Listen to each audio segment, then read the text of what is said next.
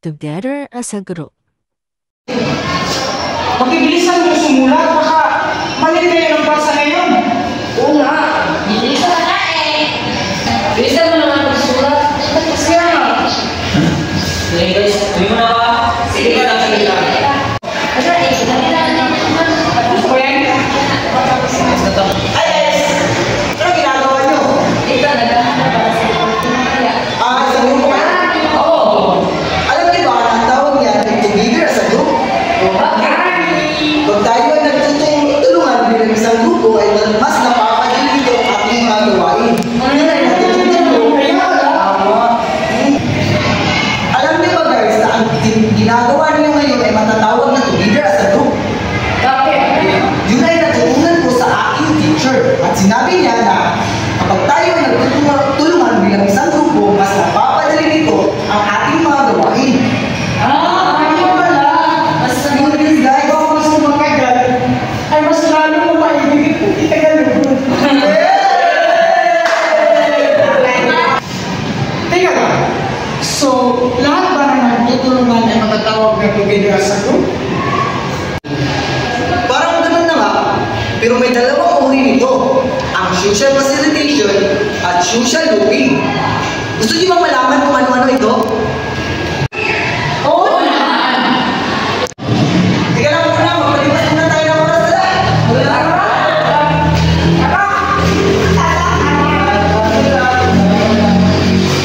Let's go,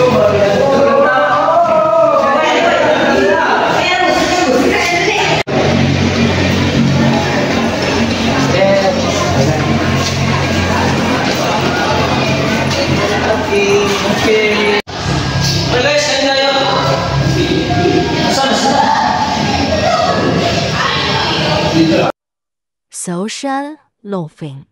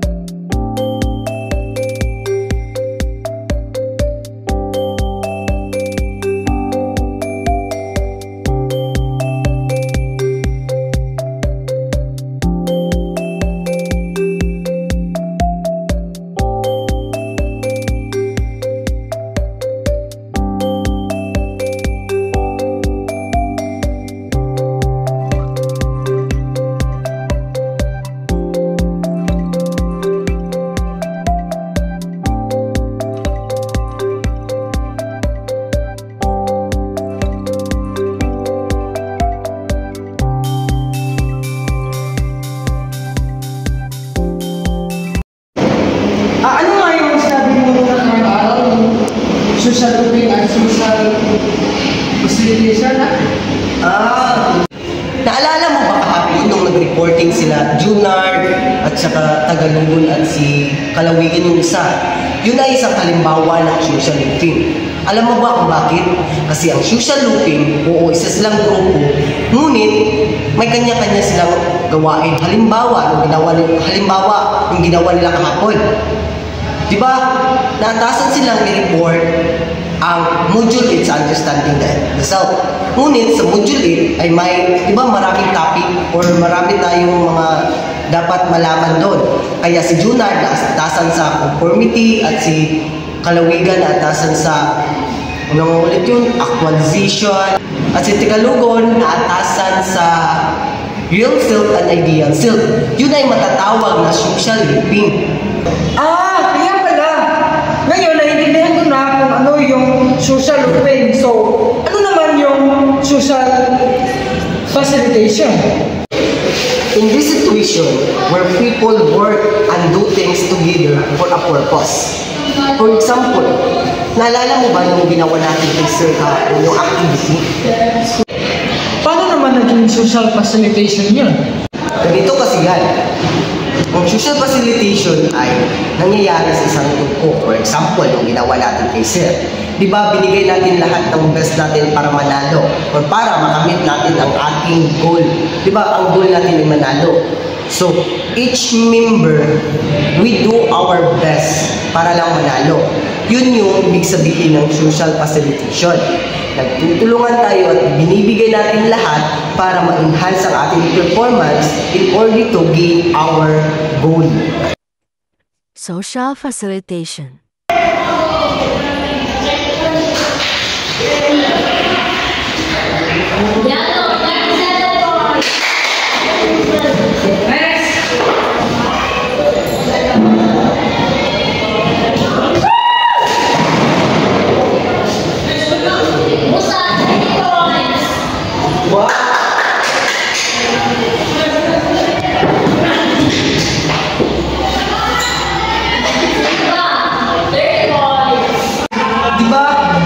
Naglaro tayo ng pataasan ng talon. Ngunit, tayo ay isang grupo. Score mo at score ko ay pinagsama at yun yung naging puntos natin. Kaya tayo nanalo kasi binigay ko yung best ko at binigay mo rin yung best mo. Kaya isa yun sa halimbawa ng social facilitation. Conformity. Tara, bilisan natin. Makikita na tayo. Tara, tara.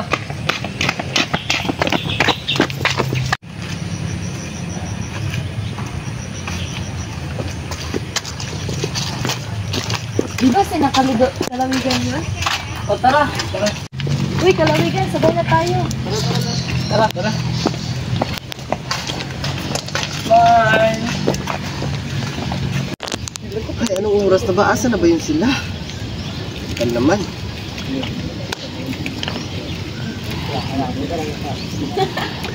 Diyan na, pre. Tagal nyo naman. Tara.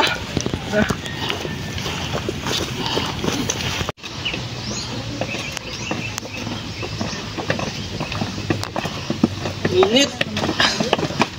Hi, buhay. Nakagawin mo yung mandato.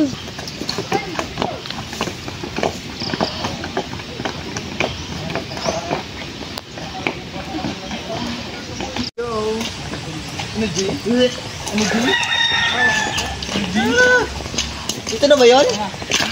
Dito na yun ah. Ito na. Uy, Will, paday ko.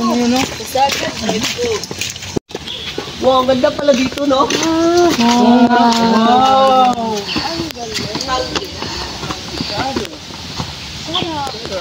Picture ta, picture. Picture. Gender. Ang baho, pre. Natarapiguan ko. Natarapiguan ko, pre. Parang patay ng pusa.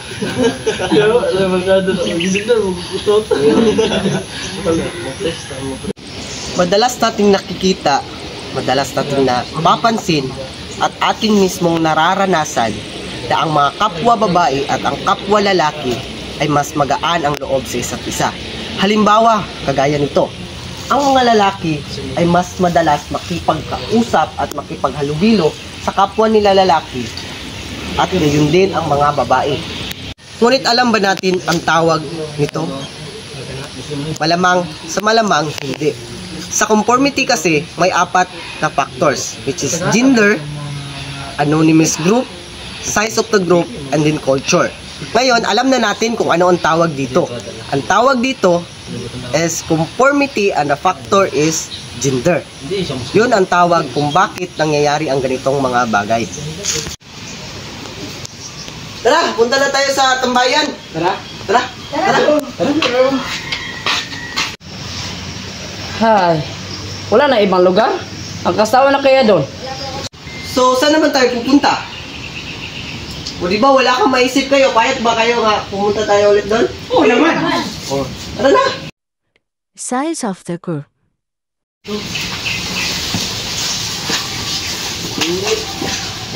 Ito ay isa sa conformity na tinatawag na size of the group.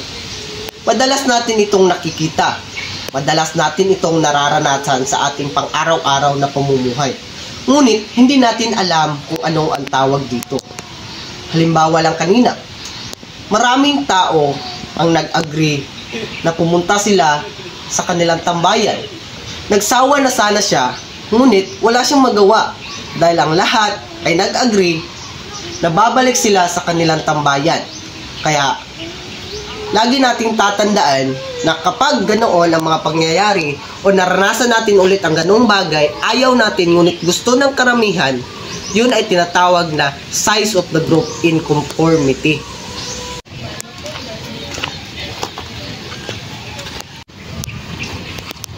Saan ka punta, Lo? Doon sa kapitbahay. Kumano, Lo? Pagpalain ko sana ng Panginoon ako.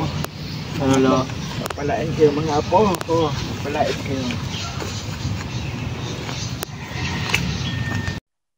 Culture. Tayo na, Lo. Sa conformity ay may culture. Yun ang madalas nating gawin sapagkat ito ay napamana ng ating mga magulang o ating mga ninuno. Hindi natin alam kung tama ba ito o mali. Ngunit atin itong ginagawa dahil nga ito ay sinasabi ng ating mga magulang.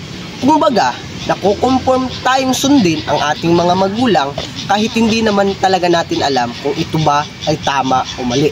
Kaya matatawag itong one of the conformity ang ating mga kultura. Mayroon paklamaan dito sa ating harap. Ngayon ako ba? Yung kasama mong babae ito. Kita nga yun. Maganda ito ba? Ano kaya yung ginagawa natin? Parang noon ko lang yung nakita. Sila? Ano na sir?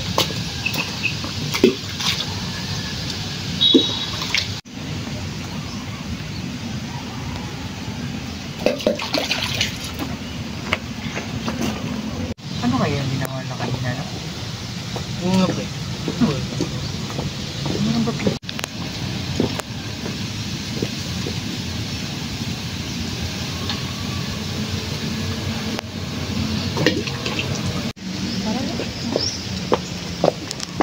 Teka lang, miss.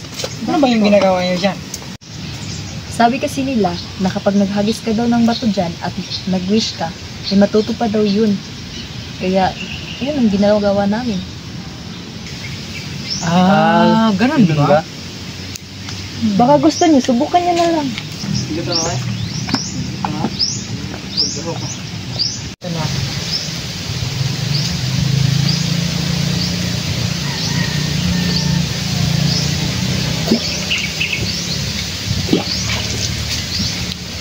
Tara, inom tayo. Anonymous group.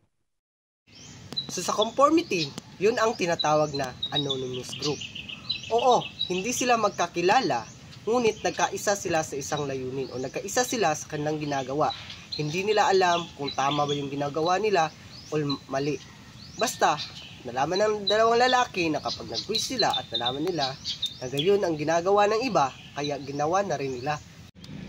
Maraming salamat sa panonood! Hanggang sa muli!